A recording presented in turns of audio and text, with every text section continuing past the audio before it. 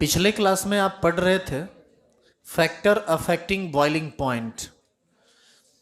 Boiling point को कौन कौन चीज़ प्रभावित करता है, इसमें हम सबसे पहला जो इफेक्ट है वह देखे हैं, इफेक्ट ऑफ एक्सटर्नल प्रेशर और एटमॉस्फेरिक प्रेशर। और आप देखें हैं कि एक ही लिक्विड का बॉइलिंग पॉइंट डिफरेंट हो सकता है बशर्ते कि हम उसका जो एक्सटर्नल प्रेशर है या उसका एटमॉस्फेयर यदि हम बदल दें तो। कल एक लास्ट में कोई लड़का क्वेश्चन पूछा था, बड़ा इंटरेस्टिंग था और उसको आप भी देख लीजिए और आपको जानना भी चाहिए चूंकि इसी से संबंधित है। वो डिस्कवरी पर देखा था तो पूछा था। कौन थे जी? बैठ जाइए। एक बंद बर्तन है, सुनिए, एक बर्तन बंद है और इसमें वाटर हम थोड़ा सा ले लेते हैं।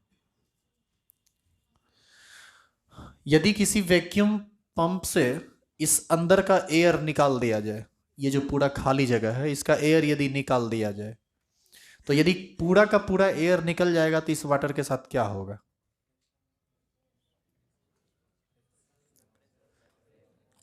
बोलिए। ये वाटर अपने आप बॉयल करने लगेगा बिना गर्म किए, इसको गर्म भी करना नहीं पड़ेगा। अब इसका रीजन सुन लीजिए। जिस समय ये बंद हुआ होगा अंदर का प्रेशर कितना एटीएम था? 1 एटीएम। तो इस सरफेस पर कितना एटीएम का प्रेशर लग रहा था? 1 एटीएम का। अंदर से वेपर भी अपना कुछ ना कुछ प्रेशर लगा रहा होगा, लेकिन 1 एटीएम प्रेशर वेपर प्रेशर से ज्यादा है, इस वजह से यह लिक्विड फेज में था। आप जब इसको गर्म करते हैं तो क्या होता है? इसका वेपर प्रेशर बढ़ता है, बढ़ते बढ़ते बढ़ते बढ़ते ओवरटेक इसको करता है, तब ना बॉयल करता है। तो इसका वेपर प्रेशर बढ़ के ओवरटेक करे, या ये भी तो हो सकता है कि अंदर का जो प्रेशर है उसको घटा के ही ओवरटेक करा दिया जाए। नहीं समझ में आ रही है बात? तो ऐसी स्थिति में यदि सारा का सारा गैस यहाँ से निकाल देंगे तो ऊपर से जो प्रेशर क्रिएट करके इसको दबाए हुए है वो तो एयर ही निकल गया। एयर निकल गया तो इस वेपर को निकलने का आराम से मौका मिल जाएगा और लिक्विड अपने आप वेपराइज होने लगेगा। लिक्विड के वेपराइज होने का मतलब ही उसका बॉयल होना है। इस प्रकार ये बॉयल होने लगेगा। तो इस तरह से हम कह सकते हैं कि यदि किसी बर्तन में किसी लिक्विड को बंद करके उसको वैक्यूम क्रिएट कर दिया जाए अंदर, तो उसको उबालने के लिए, बॉयल करने के लिए गर्म करने की भी कोई आवश्यकता नहीं है, वो अपने आप बॉयल होने लगेगा और तुरंत कन्वर्ट कर जाएगा लिक्विड फेज से किस फेज में? गैसियस फेज में। तो ये भी एक संबंधित बात था उसी से, इसीलिए इसको बता दी। ये सब ऐसे ही अपना ध्यान रखिएगा, ये सब एक कंसेप्ट के तौर पर है। क्या हुआ? वो रिवर्सिबल प्रोसेस में भागेगा, इक्विलिब्रियम मेंटेन कर लेगा। इसीलिए हम लोग केमिकल इक्विलिब्रियम पढ़ते हैं। देखिए अब इसका दूसरा इफेक्ट, अब आप किस तरह से नंबरिंग कर रहे हैं आप जानिए, देख लीजिए। हम इस तरह से दो लिख दिए। पहला इफेक्ट क्या पढ़े थे? Effect of external pressure. लिखिए इफेक्ट ऑफ वेपर प्रेशर।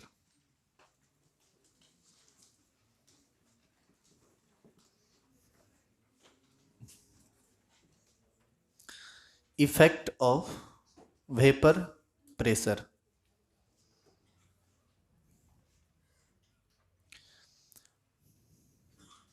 एक बार फिर से इस इफेक्ट को हम ग्राफ के थ्रू ही समझेंगे। यहां हम लोग टेम्परेचर ले रहे हैं, यहां प्रेशर, एक्चुअल में ये वेपर प्रेशर है, वीपी। देखो हम इस बार देख रहे हैं इफेक्ट ऑफ वेपर प्रेशर। अलग अलग लिक्विड का वेपर प्रेशर अलग अलग होता है। आप एक काम कीजिए, एक लिक्विड लीजिए ए, बी दूसरा और तीसरा सी। तीनों लिक्विड का वेपर प्रेशर अलग अलग होगा और अर्थ सरफेस पर हम इसको गर्म करेंगे ताकि हम इसको एक ही एटमॉस्फेयर प्रोवाइड कर सकें। यानी एक्सटर्नल प्रेशर सब पर कितना एटीएम का लग रहा है? 1 एटीएम का। तो ऐसी स्थिति में हमको केवल एक ही लाइन यहां लेना पड़ेगा, कितना का? 1 एटीएम का। अब ए बी सी तीनों में से किसी का वेपर प्रेशर ज्यादा होगा, किसी का वेपर प्रेशर कम होगा। मान लीजिए कि ए का वेपर प्रेशर ये है बी का वेपर प्रेशर और यह है सी का वेपर प्रेशर। ये हो गया आपका ए, ये हो गया बी और ये सी। अच्छा, इसको यदि हम बेहतर होगा इसको पी नोट ए कह दें, इसको पी नोट बी कह दें और इसको पी नॉट सी, चलेगा? क्योंकि सब लिक्विड अलग अलग है, हम मिलाए तो भी है नहीं किसी को, तो सबका अपना अपना वेपर प्रेशर है, और अपना वेपर प्रेशर उसका प्योर स्टेट का वेपर प्रेशर है, जिसको हम पी नॉट से इंडिकेट करते हैं। तो P A, P B, P not A, P not B और पी नॉट सी। अब हम क्या करते हैं, इस तीनों लिक्विड को अलग अलग बर्तन में गर्म करते हैं। गर्म करेंगे तो सबका वेपर प्रेशर चढ़ेगा। तो वेपर प्रेशर जब चढ़ेगा तो बताइए सबसे पहले इस एक एटीएम को कौन टच कर देगा? पी नॉट सी, मतलब सी, यानी इसका मतलब है सबसे पहले कौन बॉयल कर जाएगा? सी। और यदि यदि सी, पी नॉट सी बॉयल नहीं करेगा, सी लिक्विड सी है, सी बॉयल करेगा, पी नॉट सी तो उसका वेपर प्रेशर है, तो सी यदि सबसे पहले बॉयल करेगा तो आपको नहीं लगता है कि इसका बॉइलिंग टेम्परेचर सबसे कम होगा? इससे ज़्यादा टाइम लगाएगा आपको ये, और सबसे ज़्यादा टाइम लगाएगा आपको ये। यहाँ से एक बात स्पष्ट हो चुका है कि जिस लिक्विड, सबसे पहली बात कि अलग अलग लिक्विड का वेपर प्रेशर अलग अलग होता है due to different intermolecular force of attraction, और ये बात आप पहले भी पढ़ चुके हैं। और ये स्पष्ट यहाँ अब ये कर रहा है कि जिस लिक्विड का वेपर प्रेशर कम होगा, और जितना कम होगा उतना ही अधिक उसका बॉइलिंग पॉइंट होगा। क्योंकि ये बात तो तय है कि आपका वेपर प्रेशर क्या है नहीं है, इस बात से कोई लेना देना नहीं है। एक्सटर्नल प्रेशर आप सब पर 1 atm का लग रहा है, तो आप सब के वेपर प्रेशर को मेंटेन करना है बॉयल होने के लिए कितना पर? 1 atm पर। तो कम है तो आप उसको ज़्यादा कीजिए, यदि आपका कम है तो ज़्यादा करने के लिए ज़्यादा टेम्परेचर का जरूरत पड़ेगा, और उसका बॉइलिंग पॉइंट ऑटोमेटिकली वहाँ बढ़ जाएगा। तो ऐसी स्थिति में यहाँ से यदि हम पैरेलल लाइन नीचे गिरा दें तो यह कहलाएगा टी नॉट ए, नहीं T not, sorry T naught B, ये बॉइलिंग टेम्परेचर है तो टी नॉट बी कहेंगे। अब इंडिकेट करना है तो आप यहाँ से ए से इंडिकेट कर दीजिए कि ये ए का बॉइलिंग पॉइंट है। अरे देखो, प्योर लिक्विड के बॉइलिंग पॉइंट को हम टी नॉट बी से इंडिकेट करते हैं, लेकिन ये टी नॉट बी किसका है? ए का। यहाँ से इसको गिराइए, यह भी टी नॉट बी ही है, मतलब boiling point of pure B. हम इसको हल्का बी लिख के बस इंडिकेट कर रहे हैं कि वो किसका बॉइलिंग टेम्परेचर है, और ये टी नॉट बी किसका? सी का। इस हिसाब से पता चल गया कि यहाँ से यहाँ तक सी है जो कि कम टेम्परेचर लिए हुए है, ये उससे ज़्यादा और ये सबसे ज़्यादा। जिसका वेपर प्रेशर सबसे कम उसका बॉइलिंग टेम्परेचर सबसे ज़्यादा। इसका सीधा मतलब है कि वेपर प्रेशर का खूब इफेक्ट पड़ता है किस पर? बॉइलिंग पॉइंट पर। अब देखिए, जैसे आप एक सिंपल प्रैक्टिकल एग्जांपल से सोचिए, सरसों तेल को यदि आप उबालना चाह रहे हैं और वाटर को यदि आप उबालना चाह रहे हैं, कौन जल्दी उबल जाएगा?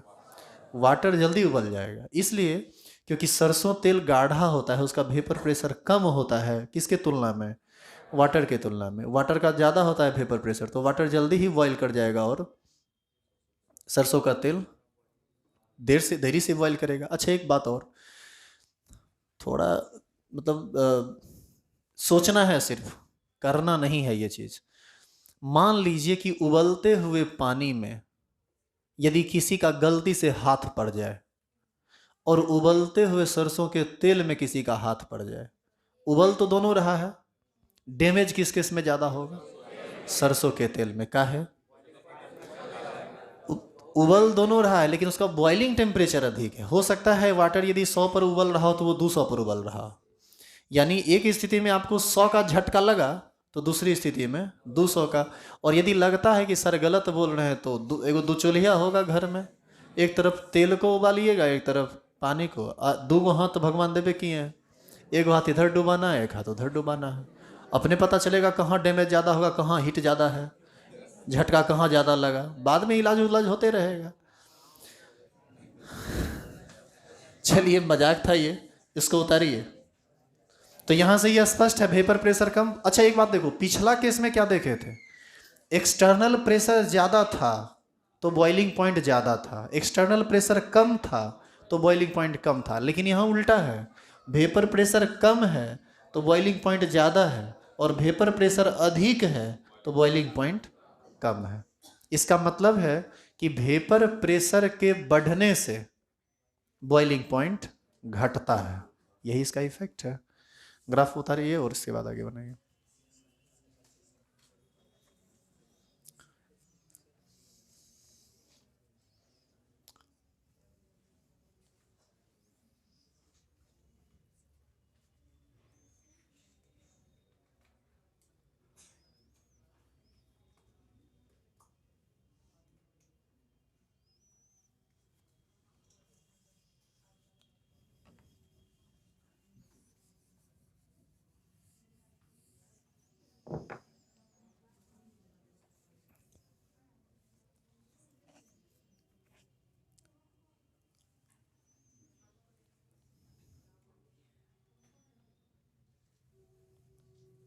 क्या छोटू, समझ में आया तुमको?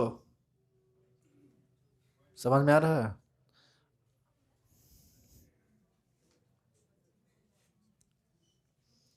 वो थ्री में पढ़ता है वो।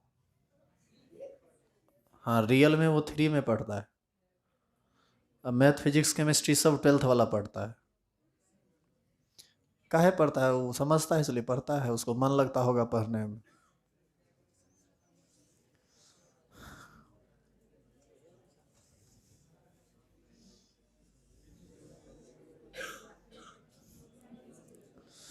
किसी दिन घर आएगा ना तो सब बदमाशी करते हुए तो इसी से ना यहाँ पर डिस्कशन करा देंगे बोर्ड पर, और रिकॉर्डिंग भी। हमारा फेसबुक पर 3 गो अकाउंट है, समझा? एगो ग्रुप है और एगो पेज है। इंस्टा पर 2 गो अकाउंट है, व्हाट्सएप भी 2 गो चलाते हैं। सब पर वीडियो शेयर कर देंगे। एक बार में 30,000 आदमी के पास पहुंचेगा। कोई ना कोई तो तुम्हारा सगा संबंधी जरूर होगा।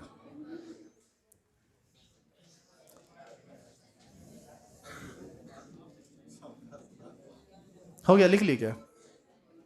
लिख लिए? एरो दीजिए, लिखिए तो। लिखेंगे डिफरेंट लिख, नहीं वह लिखा हुआ रे।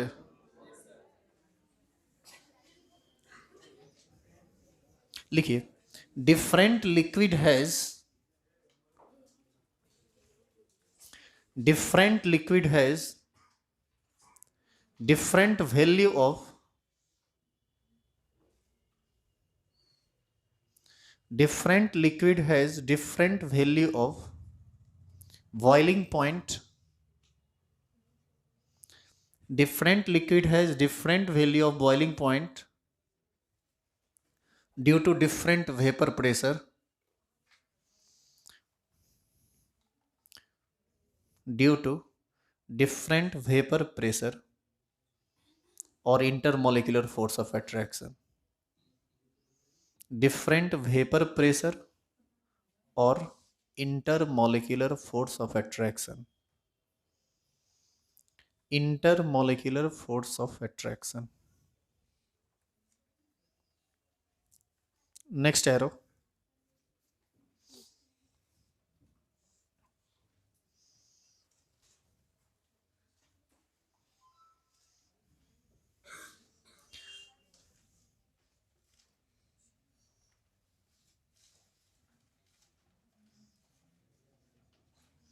Boiling point of liquid,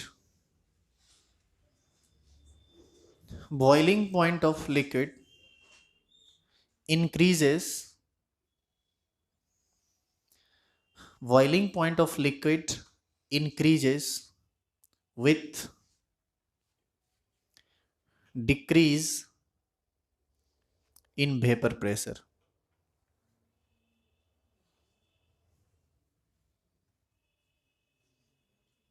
It means lower the value of vapor pressure, higher will be the boiling point.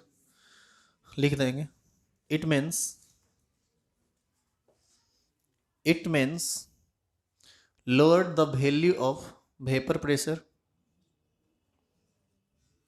it means lower the value of vapor pressure, comma, higher will be the boiling point of liquid. Lower the boiling point, sorry, lower the value of vapor pressure, higher will be the boiling point of, उल्टा बोल गए क्या फिर? ठीक तो बोले, lower the value of vapour pressure, higher will be the boiling point of liquid. सुनिए, ये था दूसरा इफेक्ट। अब होगा इसका तीसरा इफेक्ट, और तीसरा इफेक्ट जो है, सुनिएगा ध्यान से, तीसरा इफेक्ट इस चैप्टर से संबंधित है। या अच्छा, एक बात और सुनिए आप, हम आपको एक बात बोले थे जब वेपर प्रेशर पढ़ा रहे थे, तो बोले थे ना कि वेपर प्रेशर जो है ना धड़कन है इस चैप्टर का। जितना बात आप पढ़िएगा वो सब आपको वेपर प्रेशर की मदद से ही समझ में आएगा। अभी आप पढ़ रहे हैं एलिवेशन इन बॉइलिंग पॉइंट, इन सब चीज़ों को क्या आप वेपर प्रेशर के बिना समझ सकते हैं? आप देखिए ना, हर पॉइंट पर वेपर प्रेशर आ रहा है।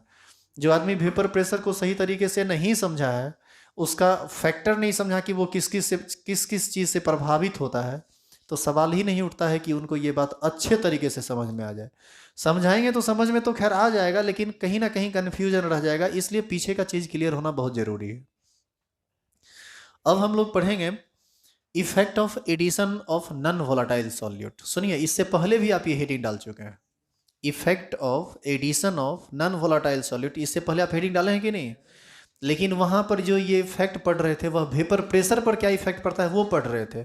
इस बार किस चीज़ के बारे में पढ़ रहे हैं? इस बार पढ़ेंगे कि बॉइलिंग पॉइंट पर क्या असर पड़ता है addition of non volatile solute का। तो तीसरा लिखेंगे,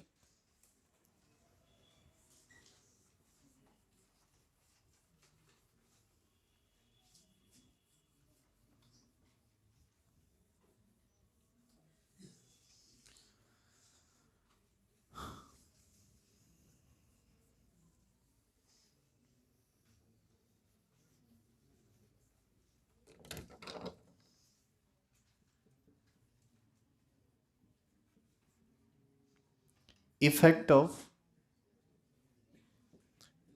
एडिशन ऑफ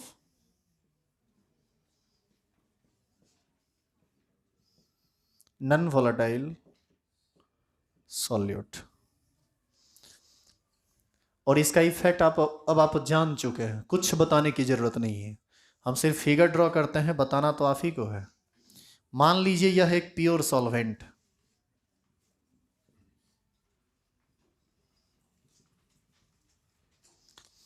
इसमें आप थोड़ा सा शुगर मिला दिए, कोई नॉन वोलाटाइल सॉल्यूट, और तब ये कन्वर्ट कर जाता है किसी सॉल्यूशन में।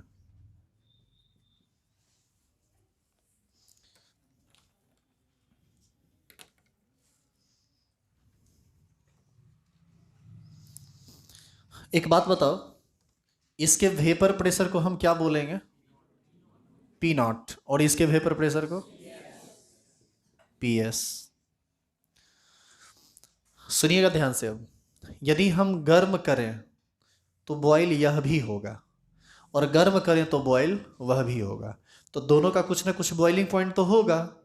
अब देखिए, प्योर सॉल्वेंट के बॉइलिंग पॉइंट को हम लोग इंडिकेट करते हैं टी नॉट बी से, ये तो बात बार बार बोला गया था। लेकिन उसी से बने सॉल्यूशन के बॉइलिंग पॉइंट को सिंपल टीवी कहते हैं हम लोग, टीवी। अब देखिए, अंतर समझ में आ रहा है दोनों में? प्योर सॉल्वेंट है तो टी नॉट बी, और सॉल्यूशन का बॉइलिंग पॉइंट है तो टीवी।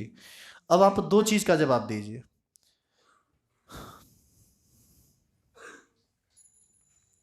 पहला बात, पी नॉट और पी एस में बड़ा कौन? P not. सही है, ये तो पीछे पढ़े हैं आप। तो टी नॉट बी और टीबी में बड़ा कौन होगा? बोलिए। टीबी बड़ा होगा। देखिए, यही सब आपकी न बहुत बड़ी कमजोरी है। जिस चीज को पीछे पढ़ लेते हैं, तुरंत पढ़ते हैं, और तुरंत आप लोग ऐसा काहे सोचते हैं कि आपके लिए एक बहुत अच्छा रास्ता बना हुआ है जिस पर आपको दौड़ना है, सिर्फ कुछ नहीं देखना है कि कहीं गड्ढा उड्ढा भी है। अच्छा, पी नोट वाला बड़ा हुआ, हाँ ठीक है, टी नोट बी वाला बड़ा होगा। तो अरे दिमाग लगाओ यार, साइंस के स्टूडेंट हो, इतना स्ट्रेट फॉरवर्ड चलोगे? आर्ट्स वाला स्टूडेंट ऐसा करता है? सोचने जितना तेजी में आप बोलते हैं उतना तेजी में सच्चाई है कि हम नहीं बोलते हैं। मतलब आप दिमाग लगाना चाहते ही नहीं है। अभी तुरंत आप पढ़े कि वेपर प्रेशर अधिक होगा तो बॉइलिंग पॉइंट कम होगा, और वेपर प्रेशर को कह रहे हैं कि अधिक है, और बॉइलिंग पॉइंट को कह रहे हैं अधिक है। होबे करेगा नहीं, कैसे होगा? होना पड़ेगा। एकदम रिजिड हो रहे हैं आप, इसलिए बोल रहे हैं कि थोड़ा सोचिए। सिंपल सा बात है, प्योर सॉल्वेंट है उसका वेपर प्रेशर पी नोट है, इसका वेपर प्रेशर पी एस है। इसका वेपर प्रेशर अधिक है और इसका वेपर प्रेशर कम है। जिसका वेपर प्रेशर कम होता है उसका बॉइलिंग पॉइंट अधिक होता है, और जिसका वेपर प्रेशर अधिक होता है उसका बॉइलिंग पॉइंट कम होता है। निश्चित है इसका बॉइलिंग पॉइंट कम होगा और इसका बॉइलिंग पॉइंट अधिक होगा। यदि यह प्योर वाटर है, आप इसको गर्म करेंगे तो ये 100 डिग्री सेल्सियस पर बॉईल कर जाएगा। लेकिन यदि इसी में आप चीनी मिला देते हैं, नमक मिला देते हैं, या कोई भी नॉन वोलेटाइल सॉलिड मिला देते हैं, जैसे यूरिया मिला देते हैं, तो ऐसी स्थिति में इसका बॉइलिंग पॉइंट बढ़ जाएगा। हो सकता है वो 105, 107, जितना ज़्यादा आप मिलाएंगे चीनी, नमक, इस सब टाइप का चीज़, उतना ही ज़्यादा टेम्परेचर लेगा वह बॉईल होने के लिए। आई बात समझ में? मतलब बॉइलिंग पॉइंट बढ़ता है, बॉइलिंग पॉइंट घटता नहीं है। और बढ़ना ही कहलाता है एलिवेशन। और किस चीज़ का बढ़ना एलिवेशन कहलाता है? बॉइलिंग पॉइंट का। इसी को हम कहते हैं एलिवेशन इन बॉइलिंग पॉइंट। अब आया समझ में? बकलोल कहीं का उतारो।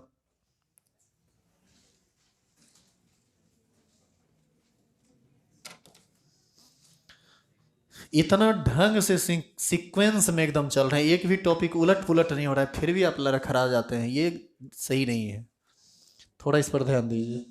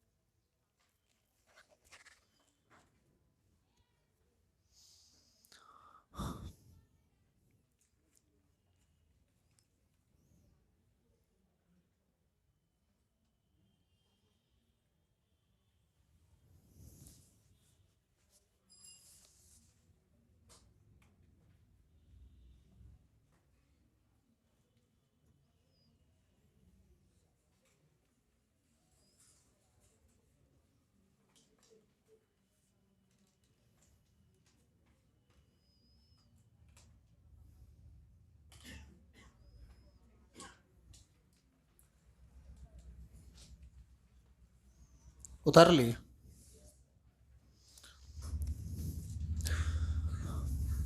अभी लिखाना नहीं, अभी अब इसको ग्राफ पर देखिए।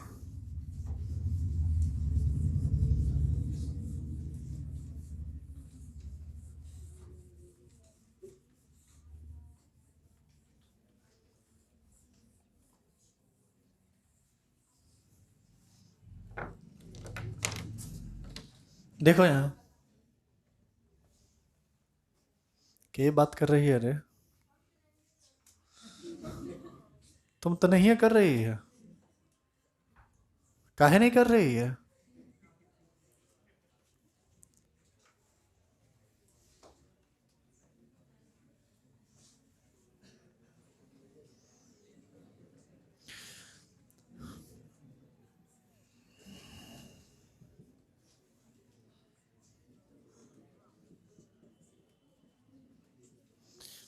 शांत रहिए। देखिए यहीं से आप एलिवेशन इन बॉइलिंग पॉइंट को समझिएगा।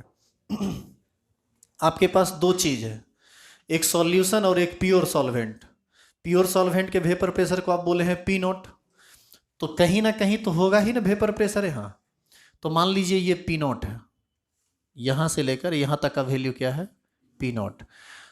और एक है सॉल्यूशन और एक है सॉल्वेंट। ये तो सॉल्वेंट का वेपर प्रेशर का ही ना एक्सिस है ये।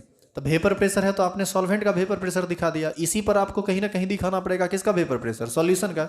आप सिर्फ हमको ये बताइए कि सॉल्यूशन के वेपर प्रेशर को इंडिकेट किस चीज़ से करते हैं? पीएस से। ये पीएस का जो पॉइंट है, यह इस पॉइंट के ऊपर होगा या नीचे होगा? निश्चित है नीचे होगा, क्योंकि पीएस छोटा है और पी नॉट बड़ा है। अभी जो नहीं समझ में आएगा तो ना कर रगड़ना तनी बेंच में तनी, यही ना पीएस। अब आप इसको गर्म करना शुरू कीजिए। गर्म करना शुरू कीजिएगा तो ये यहाँ पर कहीं ना कहीं टच करेगा और ये आगे बढ़ के टच करेगा। तो निश्चित है कि इसका जो बॉइलिंग पॉइंट होगा ये कम होगा और इसका बॉइलिंग पॉइंट ज़्यादा होगा। अब बताइए ये पीएस यानी सॉल्यूशन का ना ग्राफ है ये वाला, ये जो ग्राफ है आपका सॉल्यूशन का है, और ये ग्राफ किसका है? प्योर सॉल्वेंट का। तो ये जो बॉइलिंग, ये भी एक बॉइलिंग टेम्परेचर है और यह भी एक बॉइलिंग टेम्परेचर है। इसको हम कहेंगे टी बी और इसको क्या बोलेंगे, टी नॉट बी। तो यहां से लेकर यहां तक बॉइलिंग पॉइंट हुआ प्योर सॉल्वेंट का, और यहां से लेकर यहां तक जो हुआ वो हुआ उसी से बना हुआ सॉल्यूशन का। तो हम देख रहे हैं कि बॉइलिंग पॉइंट जो है ये सॉल्यूशन का ज़्यादा है और सॉल्वेंट का कम है। अब भी समझ में आया कि नहीं? उतारिए ग्राफ।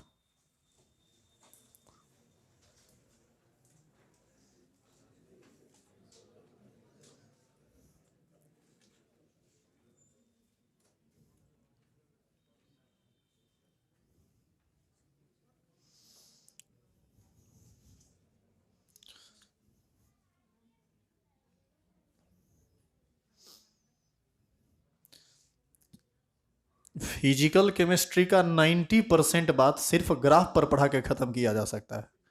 कोई लैंग्वेज का ज़रूरत नहीं है। यदि ग्राफ को आप समझ लेते हैं बढ़िया से तो उसी से खोज खोज के निकाल लेंगे वो क्या है नहीं है। सब बात ग्राफ कहता है, बस उसको सुनने वाला दिमाग चाहिए, कान नहीं। कुछ चीज़ को दिमाग से भी सुना जाता है रे। वही सब चीज़ है ये, और ऐसा साइंस में ही पॉसिबल है।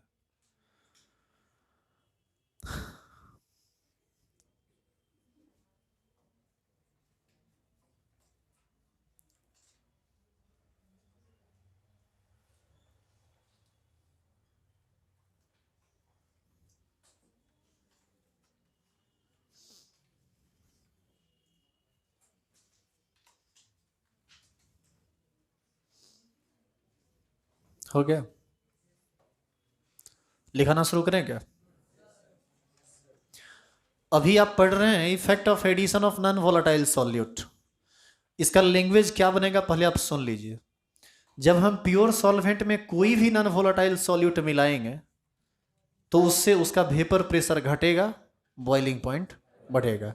हम कह सकते हैं when a non volatile solute added in pure solvent then vapour pressure of liquid decreases and boiling point of liquid increases, क्योंकि वेपर प्रेशर के घटने से बॉइलिंग पॉइंट तो बढ़ता ही है।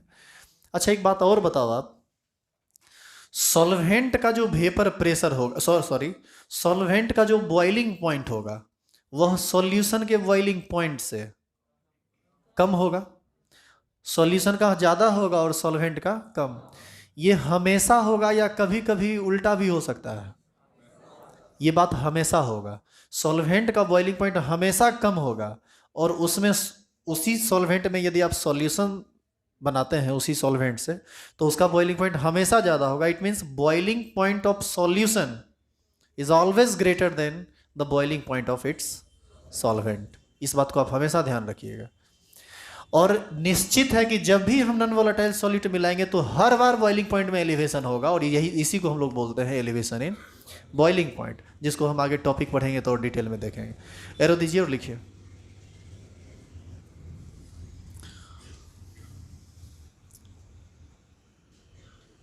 लिखेंगे when a non volatile solute,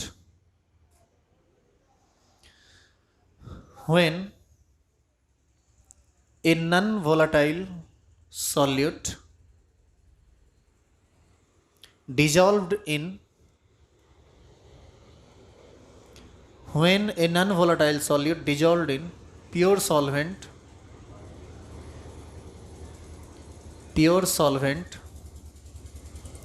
then vapor pressure of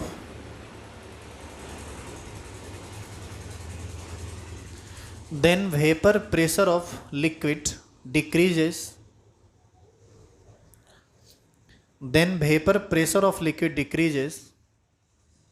and boiling point increases, and boiling point increases, full stop. Next arrow. Boiling point of solution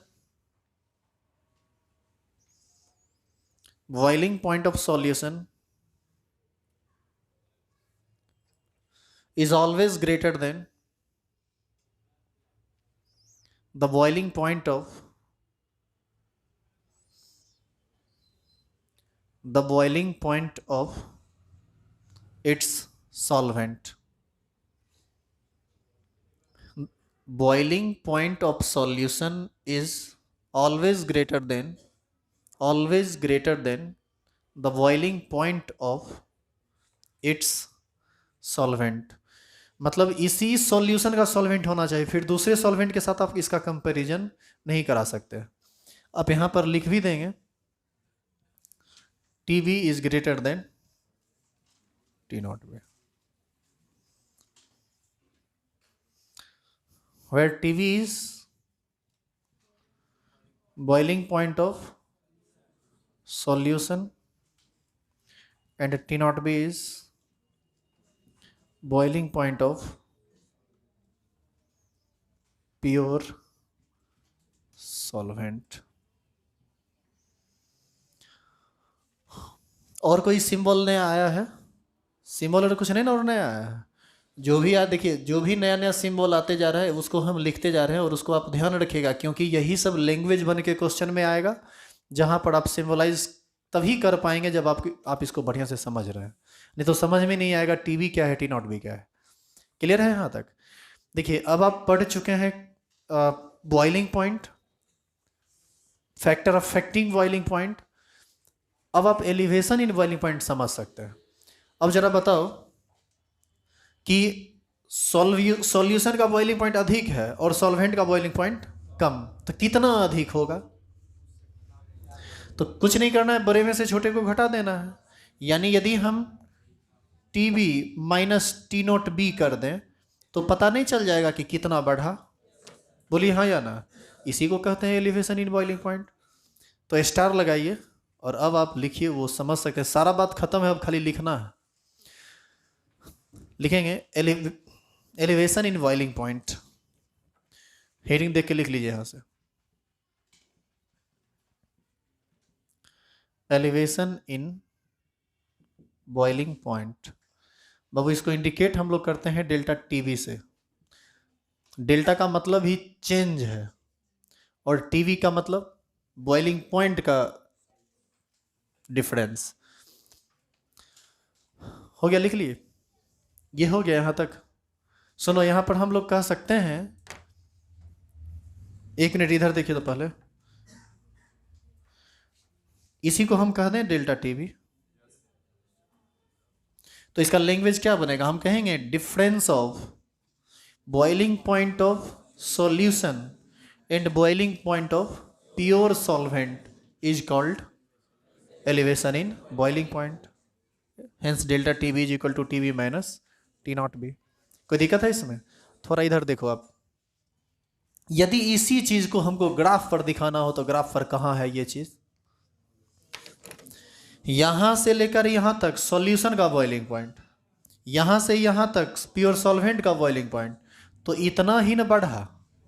यही न वो अंतर है जो एक्चुअल में यही है डेल्टा TB। आई बात समझ में? और सुनिए, एलिवेशन इन बॉइलिंग पॉइंट क्या है? एक colligative property.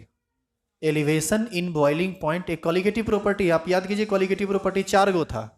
Relative lowering of vapour pressure, elevation in boiling point, depression in freezing point and osmotic pressure. हम पढ़ क्या रहे हैं? Elevation in boiling point. यदि एलिवेशन इन बॉइलिंग पॉइंट एक कॉलिगेटिव प्रॉपर्टी है तो निश्चित है कि यह total number of solid particles पर डिपेंड करता होगा। तो हम अब यह भी देख लेते हैं कि आखिर ये कैसे नंबर ऑफ सॉलिड पार्टिकल्स पर डिपेंड करता है। तो देखिए कितना सिंपल है। आप किसी भी सॉल्वेंट में यदि आप चीनी मिलाते हैं तो निश्चित है कि उसका वेपर प्रेशर घटेगा और बॉइलिंग पॉइंट बढ़ेगा। और अब सुनिए, जितना ज्यादा चीनी मिलाइएगा वेपर प्रेशर उतना ही घटेगा और बॉइलिंग पॉइंट उतना ही बढ़ेगा। देखिए नंबर ऑफ सॉलिड पार्टिकल्स पर डिपेंड करेगा ना इसका। इस हिसाब से TB जितना ज्यादा चीनी मिलाते जाओगे TB का मान बढ़ता जाएगा। और ये मान तो कांस्टेंट है, ये तो प्योर सॉल्वेंट का वेपर प्रेशर, ये बॉइलिंग पॉइंट है। जैसे वाटर का बॉइलिंग पॉइंट 100 डिग्री सी होता है, तो ये तो फिक्स है 100 रहेगा। लेकिन जितना ज़्यादा तुम चीनी मिलाते जाओगे सॉल्यूशन का बॉइलिंग पॉइंट उतना ही ज़्यादा होता जाएगा। तो आपको ऐसा नहीं लगता है कि चीनी मिलाते जाएंगे तो इसका वैल्यू बढ़ता जाएगा, तो इसका डिफरेंस भी बढ़ता जाएगा। इसका मतलब है कि डेल्टा टीवी का मान लगातार बढ़ता जाएगा जितना मात्रा में हम सॉल्यूट मिलाते रहेंगे। It means elevation in boiling point is a colligative property because it depends on total number of solid particles present in the solution. Arrow दीजिए और लिखिए। एरो कौन सी देगा? कुछ हेडिंग था क्या? Elevation in boiling point. Arrow दीजिए तो लिखेंगे difference of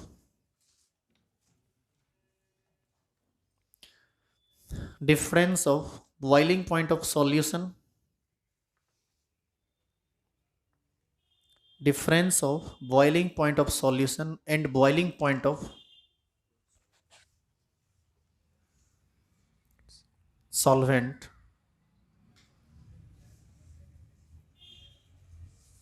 is called elevation in boiling point.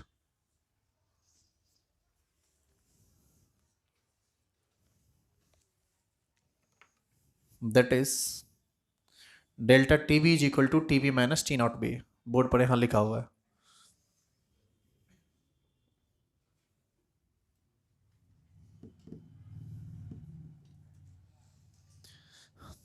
लिख लिए? देखो डेल्टा टी बी का चर्चा इस ग्राफ में वहां पर नहीं होना चाहिए जहां पर आप पीछे ग्राफ बनाए हैं।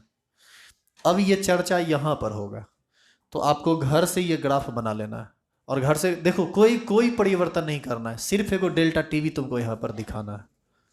मतलब डिट्टो सेम ग्राफ उतार लेना और यहाँ पर क्या दिखा देना है? Delta TV. वहाँ पर यदि डेल्टा टीवी दिखाइएगा तो वहाँ तो वो टॉपिक आएगा ही नहीं। अभी आया तो ये तो डेल्टा टीवी तो अब ना आया है। आपकी जो इच्छा है, जैसे आपको लगे कि आप समझ पाएंगे बाद में, उस हिसाब से कर लीजिए। घर से ये ग्राफ बना लीजिएगा, ग्राफ में ये चीज़ दिखा दीजिएगा, बस इतना। ठीक है? कल क्लास नहीं है, कल संडे है, छुट्टी मनाइएगा।